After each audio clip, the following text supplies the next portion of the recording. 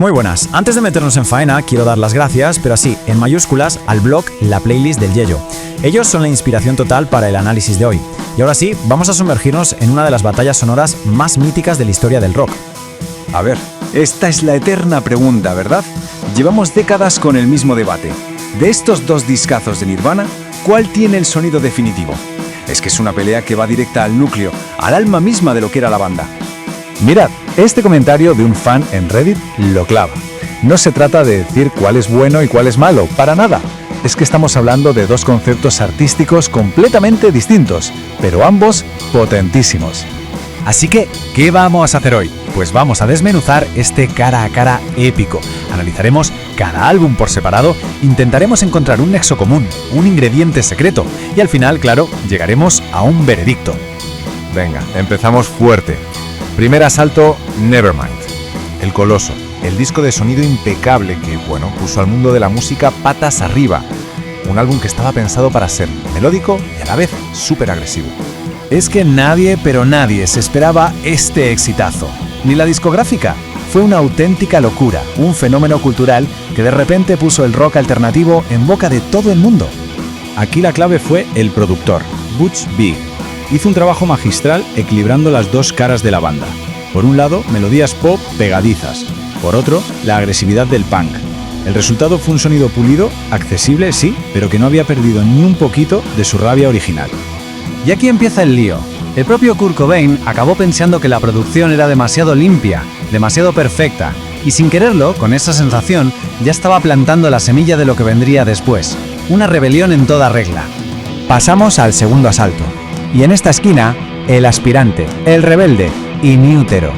Una reacción visceral, un no rotundo a todo el brillo y el glamour que les había traído a la fama. O sea, esta referencia a Star Wars de otro fan es simplemente brillante. Define la filosofía del disco a la perfección.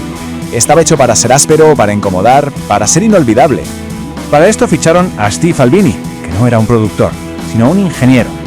El objetivo estaba clarísimo: conseguir un sonido crudo, sin adornos. Fue un desafío directo a toda esa gente que los había conocido con Nevermind. Y este detalle a mí me parece fascinante.